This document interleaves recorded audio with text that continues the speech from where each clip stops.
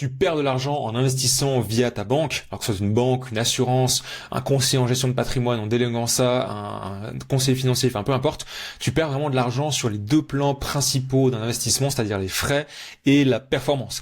Et dans cette vidéo, je vais vraiment te montrer, étude à l'appui, et tu verras que je te la mettrai en description, concrètement, pour quelles raisons est-ce que tu perds, et surtout de faire un calcul sous les yeux pour vraiment te montrer, en fait, de manière chiffrée, quel est le frais que tu vas payer, quel impact ça va avoir sur les résultats in fine, et surtout du coup la performance, quelles sont les sous-performances que tu vas avoir, et du coup quel est l'argent que tu perds concrètement, de sorte à ce que si tu as déjà des investissements en place, tu puisses de ton côté faire un petit peu tes propres calculs de coûts d'opportunité, ou si tu commences du coup à investir, tu puisses prendre la bonne décision dès le début, c'est-à-dire apprendre à être autonome et à vraiment gérer ton socle passif de manière totalement autonome en investissant toi-même sans mettre pas un particulier mais un intermédiaire du coup pour payer des frais, et surtout en optimisant du coup les performances. Donc ici, ce que je voulais te montrer, alors déjà juste fais une parenthèse, mais on va vraiment se concentrer aujourd'hui sur la partie socle passif, c'est-à-dire vraiment sur des paniers qui regroupent différentes actions. Et je vais vraiment faire la distinction entre la gestion active et la gestion passive. C'est vraiment tout le cas un petit peu de ce document d'étude Spiva. Tu vois que c'est Standard & Poor's, c'est peut-être que tu as déjà entendu le S&P 500, donc les 500 plus grosses entreprises américaines. Eh bien, l'entreprise qui émet cet indice, c'est Standard & Poor's, et tout simplement, du coup, ils ont mis une étude, donc l'étude SPIVA, qui est assez connue un petit peu dans le milieu, mais c'est l'indice actif versus les indices passifs. Et ce que je voulais te montrer, alors je te mettrai vraiment le document, on va pas tout détailler parce qu'il fait 44 pages, on va vraiment rester concentré sur le premier graphique ici qui est vraiment important. C'est déjà de comprendre en fait quelle est la distinction entre un fonds de gestion actif et un fonds de gestion passif. Rapidement, un fonds de gestion actif que tu vas retrouver par exemple dans une banque, une assurance ou autre, c'est de se dire ok, on a un panier, on va mettre des actions à l'intérieur, mais derrière ce panier, on va avoir des analystes, des banquiers ou autres qui vont acheter des actions et les revendre. Ils vont acheter un petit peu d'Apple, de Coca-Cola, de Tesla, etc. pendant 3 mois, puis détenir pendant 2 semaines, puis racheter un petit peu de ça, puis revendre un petit peu de ça. Il y a vraiment une gestion active qui est faite derrière. L'objectif, c'est de battre l'indice. L'indice, qu'est-ce que c'est? Ça peut être typiquement, on parlait avant de ce S&P 500, les 500 plus grosses entreprises américaines. Donc on prend ce que font les plus grosses entreprises américaines, et notre indice, du coup, notre fonds actif va essayer de battre finalement cet indice, de faire un petit peu mieux en termes de performance. Et notre fonds passif, comme on pourra avoir avec des ETF, et je te montrerai vraiment après 2 exemples concrets avec des fact sheets, eh bien c'est juste de dire ok, c'est égal de battre le marché ou pas. Nous, ce qu'on veut, c'est vraiment faire la moyenne du marché. Bon, les 500 plus grosses entreprises américaines vont faire tant de performances, nous on va suivre ce qu'ils font.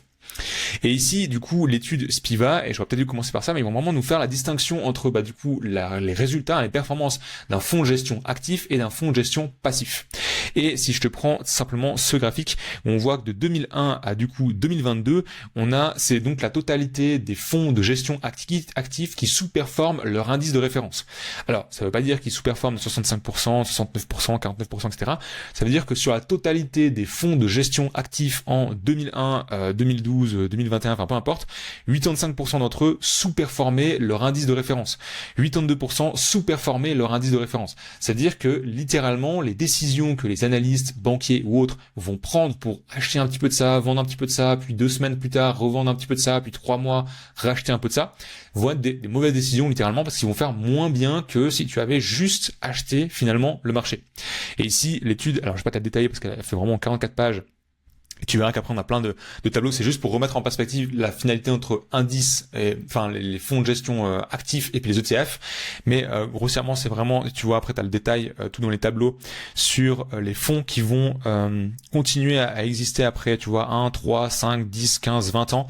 Et puis un petit peu les pourcentages, ici tu as donc l'indice, tu vois, le fonds, pardon, et puis tu as l'indice un petit peu de référence qui suivait, donc les 1500 entreprises, S&P 500, les 500 plus grosses, les moyennes capitalisations entre 2 et 10 milliards de capitalisation, les small cap, t'en as plusieurs, t'as tous les indices qui sont répertoriés, je te mettrai vraiment le lien en description pour le document, mais c'est vraiment de se dire, ok, finalement on voit factuellement que du coup les indices sont plus simples de manière passive, d'être suivis de manière passive que vraiment de manière active.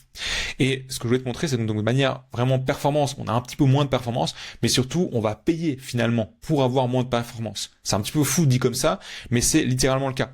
Ici, si je te prends un fact sheet qu'on m'avait envoyé un petit peu sur Instagram, donc c'était un fonds d'une personne qui était abonnée et qui me posait un petit peu la question. Donc c'est un fonds qui est du coup en Suisse. Alors il y a un petit peu une notion ESG ici dedans, et puis si on regarde un petit peu de plus près, je crois que c'est les 20-35 entreprises en Suisse, donc c'est vraiment que concentré en Suisse et que dans des actions. Et Si on regarde un petit peu le top 10 des positions, j'ai vu ça juste avant, La Roche, Novartis, Zurich, Swiss Reg, etc. Donc c'est vraiment des boîtes qui sont en Suisse. Et ce qu'on voulait voir, nous, c'était le côté de la performance et surtout, du coup, des frais. On va d'abord se concentrer sur la performance. Ici, si on prend du coup performance nette, alors déjà il y a un élément que je trouve un petit peu bizarre et des fois sur ces fact sheets c'est assez un peu pas flou mais un peu opaque, mais c'est se dire qu'en fait la date de lancement, excuse-moi, tac, il existe depuis 2001 et en fait on n'a pas la performance depuis plus de 10 ans. On n'a que la performance depuis 5 ans par année. Et j'ai essayé de chercher en tapant le code ISIN ici, donc ça c'est vraiment l'identifiant de cet ETF, de ce fonds, excuse-moi, c'est pas vraiment pas un ETF ça, de ce fonds, j'ai pas réussi à le trouver. Et donc c'est assez bizarre de voir qu'on n'a pas la performance depuis au-delà de 10 ans, sachant que le fonds, excuse-moi, de nouveau je me trompe le lapsus, mais existe depuis 2001. Et en réalité, ce qui est intéressant de voir, c'est que depuis 5 ans, le fonds, donc c'est ici ce qu'on voit, et puis du coup l'indice de référence, il fait 5,6% par an, alors que l'indice lui il fait 7,2%. Donc en fait, littéralement, sur déjà plus de 5 ans, on a une moins bonne performance que si on avait juste acheté un ETF. Et si je te prends ici le iShare Core SPI, donc c'est aussi un ETF qui reprend, alors là c'est vraiment toutes les entreprises en Suisse, donc on n'est pas exactement sur le même type d'entreprise, parce que là il y a un filtre ESG, puis je crois qu'il y a 20-30 actions, 20-35. Ici, on est vraiment sur la plus globalité d'actions, mais ça reste, enfin, si je te regarde tout simplement les positions, j'avais vu ça juste avant en bas. Donc, tu vois, on reste sur Roche, Nestlé, Novartis, Zurich, Swiss Re, etc. Et tu vois, ces éléments-là, donc ça reste un peu les mêmes actions, mais ce que je voulais te montrer, c'est en termes de performance, où déjà on peut mettre annualisé, donc tu vois que tu as déjà depuis 10 ans, puis depuis le début du lancement de l'ETF, mais si on regarde du coup depuis 5 ans, alors c'est vrai que si on regarde depuis 10 ans, on a une performance de 1% en moins, on va rester sur 5 ans, comme ça on va pouvoir faire un vrai comparatif du coup avec notre finalement fonds actif. Eh bien on voit que du coup le fonds lui il fait 7,2%, donc c'est vraiment ce qu'on voit ici, le benchmark, donc c'est-à-dire l'indice de référence sur 5 ans, il fait bien du 7,2%, donc tu vois que même dans le fonds actif, si on avait un filtre ESG, puis on avait 35 actions, et dans ce ETF là, on n'a pas ce filtre ESG, puis on a beaucoup plus d'actions, ça reste relativement la performance du marché boursier en Suisse. Mais du coup, ce qui est intéressant de voir, c'est que finalement notre ETF, lui, il fait 7,1% de rendement par année sur les 5 dernières années. Et c'est là que c'est intéressant, où justement notre étude, elle nous montre que finalement les fonds actifs font moins bien que les ETF qui sont passifs et qui se contentent finalement de suivre juste ce que fait le marché. Donc on voit que factuellement, payer en fait des frais pour des analystes, des banquiers ou autres qui vont décider quand acheter, quand vendre, c'est pas rentable à long terme, et en plus de ça, on va payer assez cher. Pourquoi ? Parce que ici, on voit juste en bas, du coup, ce qu'on appelle le TER. Alors j'avais vu de nouveau juste avant, là, ici. Donc c'est le total expense ratio, c'est les frais totaux que tu vas payer au cours de l'année pour investir ton argent via ce fonds, et on voit que tu payes 1,2% par année de frais. Et si on se contente finalement d'un ETF qui fait mieux en termes de performance et surtout qui a des frais plus intéressants, et j'avais vu ça juste en bas, ici, total expense ratio, donc on a vraiment le TER, on est à 0,10. Donc tu vois qu'on va payer beaucoup moins de frais pour avoir une meilleure performance. Et ici, on va payer cher, plus de 1% de frais pour un fonds, c'est vraiment cher. On va payer cher, et en plus de ça, on est censé payer cher parce que du coup, on paye via ces frais, les analystes, les banquiers, etc., qui vont prendre ces décisions d'investissement de quand est-ce qu'on achète, si 2 mois on vend, etc., etc. Et en fait, on va les payer cher, et en plus de ça, on va pas avoir la performance délivrée, du coup, in fine. On va vraiment perdre sur les deux tableaux en non seulement déléguant la gestion de ses finances, mais surtout en choisissant des fonds actifs. On va payer plus de frais pour avoir moins de performance. Et ce que je voulais te montrer, c'était vraiment en fait concrètement de se dire ok, finalement je prends une situation où c'est toujours intéressant en termes d'investissement de réfléchir en termes de coût d'opportunité, d'avoir deux solutions un petit peu qui s'offrent à toi et de se dire ok, je prends la décision A, où est-ce que j'arrive dans 5, 10, 15, 20 ans, peu importe, je prends la décision B, où est-ce que j'arrive dans 5, 10, 15, 20 ans, regarder la finalité et te dire finalement dans quelle situation j'ai envie concrètement d'être, pour ensuite du coup avoir ta décision qui est la plus rationnelle possible.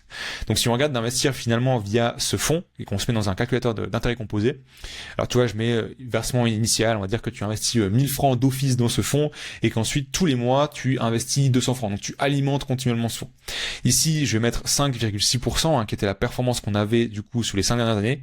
Je vais prendre 5 dernières années parce que du coup on n'a pas plus d'historique finalement de performance pour ce fonds, mais pour celui-ci on pourrait prendre du coup tu vois, après je vais te mettre les 7,10%, ce sera pas forcément réaliste, faudra prendre les 6,29. En général plus l'historique est long, mieux c'est. boursier. Mais là, pour l'exemple, je vais prendre vraiment sur les 5 ans. Comme ça, on prend les 5 ans de l'ETF, les 5 ans du fonds, puis voir concrètement ce qu'on va avoir. Donc, je prends les 5,6% de performance. C'est ce que je vais indiquer du coup juste ici. On va dire qu'on investit sur une durée de 20 ans. Les frais, on l'a vu, c'était 1,2%. Eh bien, tu vois que au bout de 20 ans, ton compte affiche 79 380 francs. Donc, c'est ce que tu vas obtenir en investissant via un fonds de gestion actif. Et maintenant, si on prend la même situation, donc on veut investir dans le marché boursier en Suisse, mais pas dans un fonds de gestion actif, en déléguant un petit peu à sa banque, à son conseiller financier ou autre, mais vraiment en apprenant à le faire soi-même, en étant autonome et en choisissant du coup un ETF, eh bien, tout simplement, on va prêtre du coup la performance ici des 7,1%. Donc ici, je vais mettre 7,1. Et les frais, c'était 0,01. 0,1, excuse-moi, j'ai juste revérifié. Mais c'était 0,1, ouais, 0, total expense, ici 0,1%. Tu vois qu'on passe de 70 000 et des poussières à 108 823 francs. Et j'avais fait le calcul juste avant. Mais du coup, tac. Les 79 000, voilà, 380 francs moins les 108 000 francs. Bah, finalement, en fait, investir en déléguant la gestion de tes finances, surtout dans un fonds actif, tu vas perdre littéralement 29 000 francs sur 20 ans. Alors évidemment, ça à remettre dans ta situation avec les montants que tu vas investir, etc. C'est un simple calcul de coût d'opportunité. C'est évidemment à reprendre avec un simulateur d'intérêt composé puis à le refaire dans ta situation précise. Mais tu vois que sur le long terme, en fait, tu perds sur les frais que tu vas payer et sur le rendement que tu vas obtenir. Tu vas avoir moins de rendement pour des frais plus chers. Et c'est vraiment ça qui est absurde et qui est vraiment, enfin, du moins quand je débutais, j'ai vraiment commencé avec un fonds de gestion actif. J'ai fait vraiment l'erreur classique. Je suis allé chez le banquier, j'ai signé au fond de la page. J'ai pas du tout lu et il s'est bien gardé de me montrer les 4-5 pages de documents, etc. Et du coup, par la suite, je me suis rendu compte qu'effectivement, déjà, je payais des frais qui étaient élevés. Puis en plus de ça, ce que je paye, donc les frais, qui est censé justement, ok, je paye peut-être un peu plus. Si j'ai un peu plus de rendement, c'est cohérent, c'est ok. Mais en fait, là, je paye plus et en plus de ça, j'ai moins bien que si j'avais juste fait le marché. Enfin, suivi de marché avec un ETF, c'était vraiment complètement absurde. Et c'est vraiment ce que je voulais te montrer, c'est qu'aujourd'hui, littéralement, à déléguer déjà dans un premier temps la gestion de tes finances, tu perds de l'argent. À mon sens, c'est comme si tu allais voir ton médecin pour lui dire, mais est-ce que tu peux faire du sport et puis manger sainement à ma place? Ça n'a aucun sens. Personne ne gérera mieux ton argent que toi. Tu dois devenir autonome et l'investir par toi-même. Et en plus de ça, si tu te diriges vers des fonds de gestion actifs, tu vas perdre vraiment sur les deux tableaux, les frais et la performance. Donc si aujourd'hui ça te paraît pertinent de justement commencer à apprendre à créer ton propre socle passif pour avoir cette propre stratégie qui t'appartient à cette autonomie, je te mets en description, je t'ai tourné une formation directement offerte, tu mets simplement ton email, tu as accès à la formation et tu vas vraiment pouvoir découvrir comment est-ce que tu peux dès maintenant mettre en place ton propre socle passif, en achetant aussi tes propres actions par la suite, en étant totalement autonome et en moins d'1 heure par mois. Si tu as des questions par rapport à ce qu'on a vu aujourd'hui dans la vidéo, tu peux me mettre directement en commentaire, je me ferai un plaisir de te répondre. Si tu as des sujets de prochaines vidéos, n'hésite pas, je ferai un plaisir aussi peut-être les traiter justement, c'est toujours un petit peu à la recherche de nouvelles idées. Je te remercie pour ton temps et je te dis à la prochaine pour une future vidéo.